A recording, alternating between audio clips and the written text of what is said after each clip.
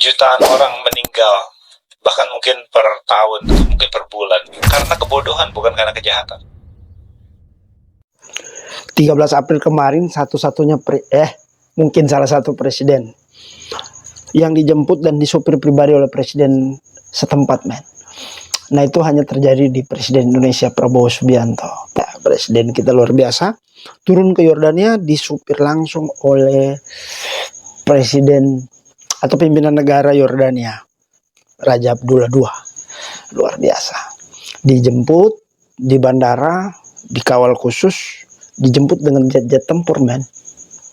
Lalu disupir khusus. Nah, ini jarang terjadi bagi tamu-tamu negara lainnya. Datang dengan supir khusus itu berbeda. Ini menggambarkan kedekatan secara person antara dua orang ini. Nah, malam ini di Teras Sendal Jepit kita akan membahas soal hubungan kedekatan antara seorang Prabowo Subianto dan Raja Abdullah II di Yordania. Asik. Rokok dulu, coy.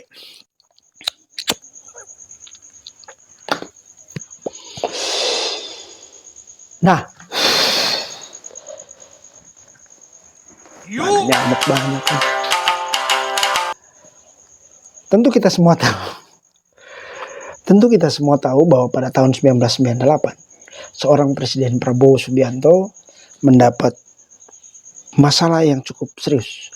Beliau dituduh menjadi salah satu aktor di hilangnya beberapa mahasiswa Indonesia waktu itu.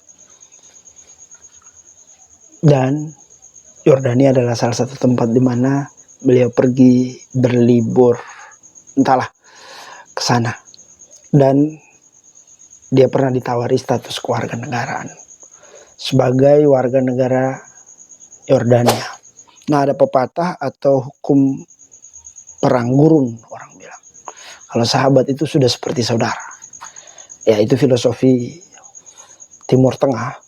Bahasa yang sering dipakai kalau sudah menjadi sahabat adalah saudara. Nah, ini yang kemudian perlu kita kupas bersama. Kita lihatlah bersama. Sejauh mana dan sedekat apa Presiden Prabowo dan Raja Abdullah II di Yordania. Ini dijemput, supirin langsung, antar ke hotel. Di Aman, man. Iya, di kota Aman, ibu kota Yordania. Nah, hubungan Indonesia dengan Yordania sendiri secara negara memang sangat dekat. Saat Yordania adalah salah satu negara yang pada tahun 1946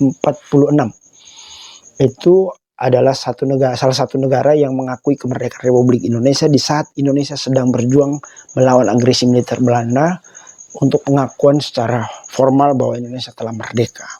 Nah, Yordania adalah salah satu negara yang mendukung kemerdekaan Indonesia. Orang ini berlatar belakang militer, sama-sama lahir dari Loreng, sama-sama lahir dari pendidikan militer, pendidikan tinggi, dan sama-sama penerjun payung yang hebat. Pak Prabowo pernah melatih militer Yordania di Indonesia dan punya kedekatan emosional, dan beliau berdua merasa sangat cocok menjadi seperti seorang sahabat dan bahkan saudara sampai dengan saat ini. Anda pernah tahu ketika Pak Prabowo terpilih menjadi Presiden Republik Indonesia, Presiden Yordania itu menelpon langsung Presiden Prabowo itu seperti seorang saudara. Thank you, Your Majesty. I'd like to maybe call on you maybe in next few weeks, if possible. Itu kisah bahagianya. Kisah kurang enaknya adalah selain sumber informasi yang kita dengar bahwa pemberian kewarganegaraan itu dari Yordania, tetapi ada informasi lain bahwa pemberian kewarganegaraan pada tahun 98 itu diminta oleh Pak Prabowo sendiri.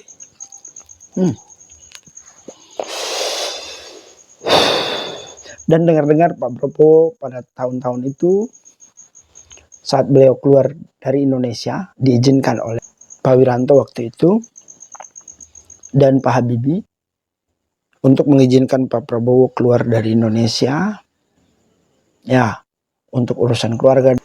Beliau berangkat bersama istri dan anaknya, Didit Prabowo dan Ibu Titik Soeharto. Nah, kita kembali ke hubungan Prabowo dan Raja Abdullah II. Jadi setelah di Boston, saya lupa bicara tadi ya, di Boston itu Pak Prabowo bersama anaknya Didit dan istri Ibu Titik Soeharto waktu itu ada di Boston karena satu-satunya anak mereka akan bersekolah setingkat SMP ya di Boston waktu itu. Dan waktu di Boston beliau mendapat undangan secara langsung dari Raja Abdullah II untuk hadir di Yordania. Tetapi kita perlu tahu bahwa beliau ke Yordania tidak hanya memenuhi undangan itu. Mungkin informasi ini belum banyak yang tahu. Beliau menjadi salah satu general manager dari perusahaan adiknya sendiri, Hasim Joyo Hadikusumo, yaitu perusahaan Tirta Mas. Nah, perusahaan Tirta Mas ini mempunyai cabang yang banyak sekali di Timur Tengah, beberapa cabang di Timur Tengah, bahkan memiliki karyawan di sana. Nah, artinya bahwa selain beliau berkunjung atas undangan sahabatnya Raja Abdullah II, tetapi beliau juga punya pekerjaan di sana. Dan pekerjaan itu kita tahu karena beliau adalah seorang general manager di perusahaan tersebut.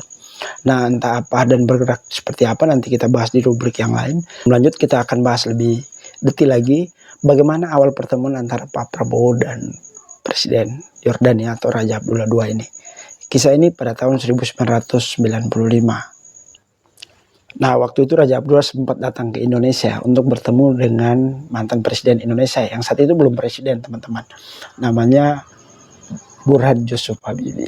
Ya, kita boleh tahu bahwa B.J. Habibie waktu itu adalah seorang menteri di Indonesia. Beliau Menteri Riset dan Teknologi di Indonesia. Dan Raja Abdullah waktu itu ingin datang dan bertemu dengan Pak B.J. Habibie. Tapi sayang sekali Pak B.J. Habibie tidak bisa bertemu dengan Raja Abdullah, men. Karena tidak bisa bertemu dengan Pak B.J. Habibie, maka beliau ingin bertemu dengan Panglima ABRI waktu itu, Pak Faisal Tanjung. Ini nih orangnya. Nah, kasihan juga ya. Saat itu juga Jenderal Faisal Tanjung ada di Turki, men. Dan beliau tidak bisa bertemu dengan Pak Faisal Tanjung atau Jenderal Faisal Tanjung waktu itu. Nah, kabarnya Raja Abdullah ini dikisahkan dia agak kecewa waktu itu. Tetapi dia dibujuklah oleh kedutaan Yordania di Indonesia waktu itu untuk bertahan sedikit di Indonesia. Nah, waktu itu ada undangan menghadiri pelantikan Komandan Kopassus yang baru. Siapa dia? Prabowo Subianto. Nah, akhirnya Pak Abdullah hadir di pelantikan Pak Prabowo waktu itu. Di luar forum resmi itu diinformasikan atau dikabarkan mereka dua bertemu beberapa kali di luar secara pribadi, di luar dari pertemuan resmi tadi. Lahir pada tahun 1951, sedangkan Raja Abdullah itu lahirnya 1962 lah. Jadi perbedaan mereka sekitar 11 tahun, tapi mereka dua merasa cocok sebagai seorang sahabat dan teman. Kira-kira kisah sepenggal itu membuat hubungan mereka terjalin sampai dengan hari ini. Dua orang ini sangat spesial. Kalau Pak Prabowo punya spesial yaitu komandan khusus pasukan tempur, sedangkan Raja Abdullah ini menjadi salah seorang special operation di negaranya, di Yordania. Secara pribadi mereka dua pernah mendapat pendidikan militer sama-sama ya teman. Sebagai salah satu putra mahkota, beliau pernah mengundang secara pribadi Pak Prabowo untuk hadir di Yordania dan melihat pelatihan militer di sana, men, seperti apa di Yordania. Dan Prabowo pergi, dan sebaliknya Pak Prabowo mengundang beliau ke Indonesia untuk melihat langsung pelatihan-pelatihan militer yang dilatih oleh Pak Prabowo atau dididik oleh Prabowo di Indonesia. Nah, kita ingat kasus helikopter kan kemarin. Sebenarnya tidak rela mau kasus helikopter yang dibeli oleh Pak Prabowo Subianto. Hanya soal hubungan pertemanan biasa ya teman-teman. Jadi pertemanan mereka berdua ini bukan hanya secara person atau Indonesia dengan Yordania, tapi sampai tahapan jual beli persenjataan. Ya kira-kira begitulah. Itu berlanjut sampai dengan Raja Abdullah itu memberikan hadiah ya kepada Indonesia lewat Pak Prabowo waktu itu. Banyak sekali tank bekas. Tank bekas yang kalau kita ingat juga sempat menjadi perdebatan di Indonesia. Tank bekas ini istilahnya diberikan hadiah lah, jadi murah harganya dari Yordania oleh Raja Abdullah ini. Sekarang kita kembali ke tahun 1998, saat-saat dimana karir militer seorang Presiden Prabowo ini berakhir ya teman-teman. Di tahun-tahun kelam ini, saat itu Pak Prabowo dikabarkan terlibat dalam kasus 98. Nah, sebagai seorang sahabat yang dekat dengan Presiden Prabowo, tentu dia merasa bahwa sahabatnya ada masalah. Dan kemudian ia datang ke Indonesia dengan jet pribadinya langsung, men. Datang ke Indonesia untuk bertemu Pak Prabowo. Nah, karena kedekatan-kedekatan itu, pada bulan Maret 1998 dikabarkanlah bahwa tawaran kewarganegaraan setelah Pak Prabowo dianggap punya masalah di Indonesia, ditawarlah keluarga kerajaan Yordania ini untuk memberikan kewarganegaraan kepada Pak Prabowo untuk menjadi warga negara Yordania. Mungkin juga supaya beliau bisa menjadi pelatih militer di sana, membimbing militer-militer Yordania. Nah, kita kembali ke kisah awal tadi, beliau berkunjung ke Yordania. Nah, pertanyaan kritisnya adalah ketika mengurusi pengungsi jalur Gaza yang ingin datang ke Indonesia di Palestina, beliau mampir yang paling pertama adalah Yordania. Dan seperti di channel saya sebelumnya, di pembahasan saya sebelumnya di channel ini, bahwa keinginan Mr. Presiden untuk membawa 1.000 pengungsi Gaza ke Indonesia itu menjadi tantangan sendiri bagi kita. Namun pertanyaannya, kenapa dia ke Yordania? Dan apa saja pembicaraan di sana, itu hanya Om Teddy yang tahu. Karena dia yang menemani Pak Prabowo kemana-mana. Nah, tetapi dari kisah-kisah sejarah ini kita mengerti bahwa ada pertalian kekerabatan itu tidak diukur dari persahabatan semata. Tapi ada hubungan bisnis, itu dibuktikan dengan pembelian helikopter, lalu mendapatkan bantuan tambahan atau pembelian dengan harga murah di Yordania, yaitu tank-tank bekas di Yordania yang dikasih ke Indonesia.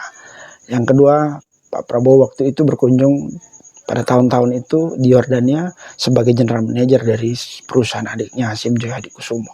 Jadi Pak Prabowo juga berbisnis waktu itu bersama adiknya di sana. Dan kita pasti tahu bahwa beliau juga sedang membangun satu konsorsium besar di Indonesia yang namanya Danantara. Nah, Danantara ini mau mengelola banyak aset Indonesia di negara-negara besar untuk melakukan investasi di Indonesia.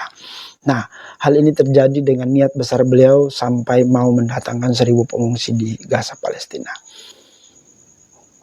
Ya, menggunakan bahasa partikel-partikel kecil ini kalau disambung, dirajut, sebenarnya akarnya bisa diketemu. Tapi dari sini partikel-partikel ini kalau kita hubungkan satu dengan yang lain, selain kedekatan, sejarah kedekatan, lalu hubungan bisnis, jual beli tadi, lalu pengungsi Gaza dibahas di situ, lalu Danantara disiapkan. Nah, ini pertalian teman-teman. Jadi mudah-mudahan kita juga tetap percaya bahwa Pak Prabowo dalam misi kemanusiaan. Nah, di perang kita tahu bahwa perang itu bisnis. Tidak ada perang maka tidak ada senjata yang dijual. Dan semoga tidak ke situ. Itulah kedekatan Raja Abdullah II dengan seorang Presiden Prabowo.